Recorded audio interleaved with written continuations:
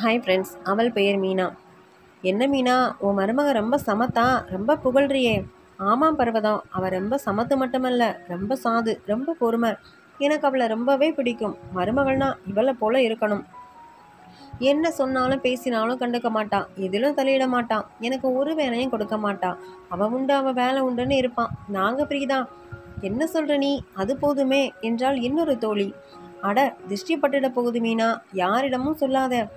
ஆமாம், என் வீட்டில் இருக்காளே மருமகள்னு ஒருத்தி, ஒரே லொடா லொடா.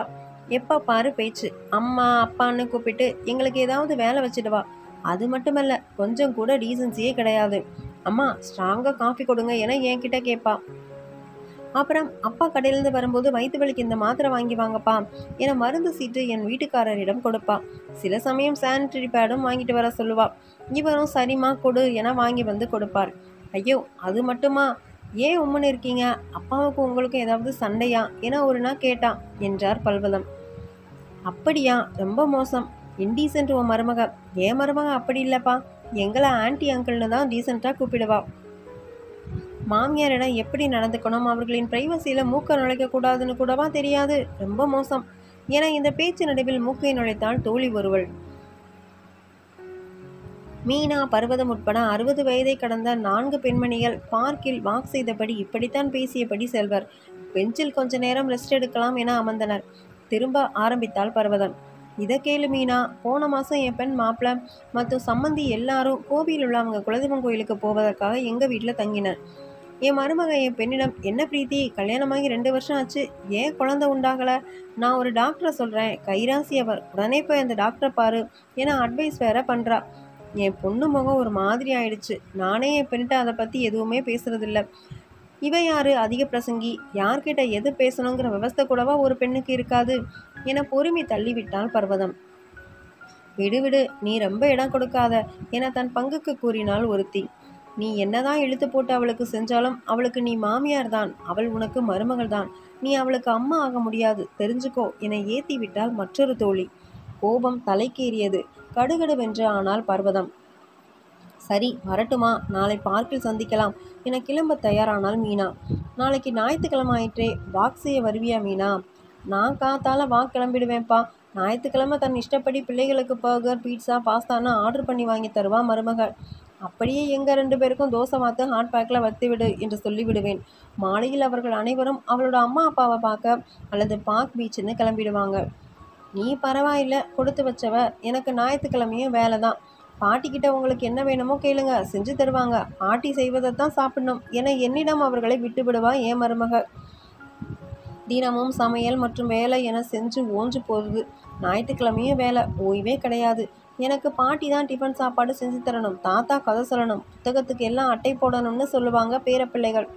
சாயங்காலம் இவர் தான் பேரனை ட்ரம்ஸ் கிளாஸுக்கு ஸ்கூட்டரில் அழைச்சி போகணும். பேத்திக்கு நான் தான் தலைவாரி விடணும், ஸ்லோகம் சொல்லித்தரணும். இப்படி எனக்கும் அவருக்கும் ஏக வேலை என அழுத்தபடி, சரிப்பா, நான் நாளை வாக் வரல, நீங்கள் போயிட்டு வாங்க என கூறி வீடு வந்தாள் பர்வதம். வீடு அமைதியாக இருந்தது. பிள்ளையும் மருமகளும் குழந்தைகள் இருவரையும் அழைத்து கொண்டு ஷாப்பிங் சென்றிருந்தனர். ஏன் பர்வதம் சோகமாக இருக்க என சமையலுக்கு காய்கறிகளை நறுக்கியபடி சமாதானமாக கேட்டார் மூர்த்தி. அவரிடம் பார்க்கில் பேசிய எல்லாவற்றையும் புரிந்து தள்ளிவிட்டால் பர்வதம். மெதுவா பேசு பர்வதம், உன் பிள்ளையும் மருமகளும் அப்போதே கடைவீதிக்கு புறப்பட்டனர். அவர்கள் வந்துவிடுவர், காதில் விழப்போகிறது என்றார். நம் இருவருக்கும் தீராத வீட்டு வேலை. நாம வாங்கி கொண்டு வந்த வரம் அப்படி. நம்மிடம்தான் பணம் இருக்கே, வாங்க நாம் தனியா போயிடலாம், கோவில் குளம் டூர் என ஜாலியா இருக்கலாம் என்றால் பர்வதம். பர்வதம், ஏன் இன்னைக்கு இவ்வளவு அலுப்பான கோபமான வார்த்தைகள்? உட்காருமா என சொல்லி மெதுவாக ஆரம்பித்தார் மூர்த்தி. நீ அந்த மீனா சொல்வதை கேட்டு ரொம்ப புலம்புற பர்வதம். ஆனால் அவள் கணவர் என்னிடம் என்ன சொல்கிறாரு தெரியுமா? நீங்கள் ரொம்ப கொடுத்து வச்சவங்க சார், பேர பிள்ளைகளுடன் விளையாடுறீங்க, பேசுகிறீங்க, அது ரொம்ப பெரிய கொடுப்பன. உங்களையும் உங்கள் மனைவியையும் மிக சுறுசுறுப்பாக நிம்மதியாக வைத்து கொண்டிருப்பது உங்கள் மருமகள் தான். ஆனால் என் மருமகள் எங்களிடம் சகஜமாக பேசுவதில்லை, குழந்தைகளை எங்களுடன் பழக விடுவதில்லை, மாமியார் மாமனாரை அந்நியராகத்தான் பார்க்கிறாள். ஒரு ஒட்டுதல் இல்லை, ஒரு ஈடுபாடு இல்லை. குழந்தைகள் இருவரையும் எங்களுடன் ஒட்ட விடுவதில்லை. அவர்கள் எங்களை பாட்டி தாத்தா என கூப்பிட்டு கேட்க ஆசை. ஆனால் ஏன் மருமக தமிழ் பேச, உறவு முறை சொல்ல, உறவை வளர்க்க என எதையுமே அவர்களுக்கு பழக்கவில்லை. எல்லாரும் ஒரே வீட்டில் தான் இருக்கிறோம், ஆனால் தனித்தனி தீவாக. பல சமயம் மருமகள் ஆர்டர் செய்த அமேசான் பாக்கெட்டுகள் நிறைய வரும். எங்களுக்கு தெரிய வேண்டாம் என உடனே பாக்கெட்டுகளை அவர்கள் அறைக்கு எடுத்து போய்விடுவாள் என் பேத்தி. நாங்கள் இருவரும் எதையும் தடை போடுபவர்கள் இல்லையே. வாங்கிய பொருட்களை, துணிகளை பார்க்க என் மனைவிக்கு ஆசை. ஆனால் ஒரே வீட்டில் இப்படி பட்டும் படாமல் இருப்பது எங்கள் இருவருக்கும் மன வருத்தம். என் வீட்டில் எங்களுடன் தான் மருமகள் அதிகம் பேசுவதில்லை. ஆனால் அவள் பெற்றோர் இங்கு வந்தால் பேச்சு சிரிப்புக்கு பஞ்சம் இருக்காது. எங்களை பற்றி அவள் பெற்றோரிடம் ஏகத்திற்கு கம்ப்ளைண்ட் செய்வாள் என நினைக்கிறேன். என் சம்பந்தி கேலியாக குத்தலாக சில சமயம் என்னிடம் பேசுவதிலிருந்து தெரிந்தது.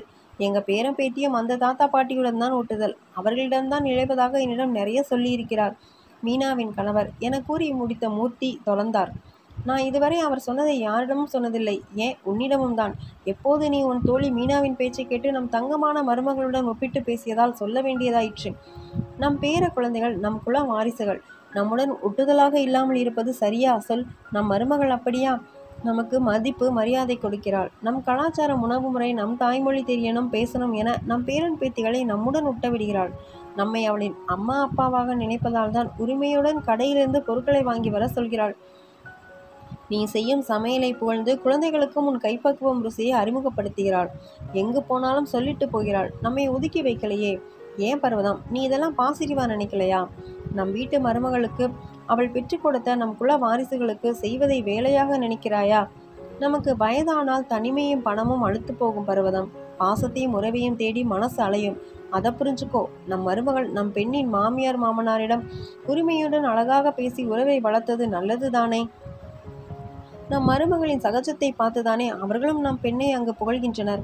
நம்மை ஒருபடி அதிகமாக உயர்த்தி மதிப்பிடுவதும் நம் வீட்டு மருமகள் உரிமையுடன் நடந்து கொள்வதால் தானே என மூர்த்தி பேச பேச தெளிவானால் பர்வதம். மூர்த்தி பேசிக்கொண்டிருக்கும் போது 4 பேரும் ஷாப்பிங் முடித்து வந்துவிட்டனர். பாட்டி என ஓடி வந்து குழந்தைகள் இருவரும் அணைத்து கொண்டனர். என் செல்லங்களா என பேரன் பேத்தியை கட்டி அணைத்தாள் பர்வதம். தாத்தா, நீங்க கண்ணை மூடிக்கோங்க என்று பேத்தி கூறியதும் கண்ணை மூடிக்கொண்டார் மூர்த்தி. பாட்டியின் காதில் கிசுகிசுப்பாக, பாட்டி, இன்னைக்கு தாத்தாவின் பிறந்தநாள் இல்லையா? அதுக்காக தான் ஷாப்பிங் போயிட்டு சஸ்பென்ஸாக தாத்தாவுக்கு ட்ரெஸ் வாங்கிட்டு வந்திருக்கோம். நீயே உன் கையால் தாத்தாவுக்கு கொடு பாட்டி என கொடுத்தாள் பேத்தி. வெக்கத்துடன் சந்தோஷமாய் அதை வாங்கி மூர்த்திக்கு கொடுத்தாள் பர்வதம். பிறந்தநாள் நல்வாழ்த்துக்கள் அப்பா. நீங்கள் உடனே போய் இந்த சட்டையும் பேண்ட்டை போட்டுட்டு வாங்க. உங்களுக்கு பிடிச்சது ப்ளூ கலர்னு எனக்கு தெரியும்ப்பா. அதான் வாங்கி வந்தேன். நல்லா இருக்காப்பா என்றான் மூர்த்தியின் மகன். அம்மா வாங்க, வந்து அப்பா கூட நில்லுங்க. நாங்கள் எல்லாரும் உங்களுக்கு நமஸ்காரம் பண்ணுறோம். ஆசீர்வாதம் பண்ணுங்க. அம்மா, இந்த ஸ்வீட்டை அப்பாவுக்கு ஊட்டுங்க. அம்மா, எக்லெஸ் கேக் தான் உங்களுக்கு பிடிக்கும்னு ஆர்டர் பண்ணினேன். ஹாப்பி பர்த்டேப்பா என்றாள் மருமகள். மருமகளின் லொடலொட பேச்சு இன்று பர்வதத்திற்கு கலகலப்பாக தெரிந்தது. ஓரக்கண்ணால் மனைவியை பார்த்து புன்னகைத்தான் மூர்த்தி. அட வீண் போச்சு.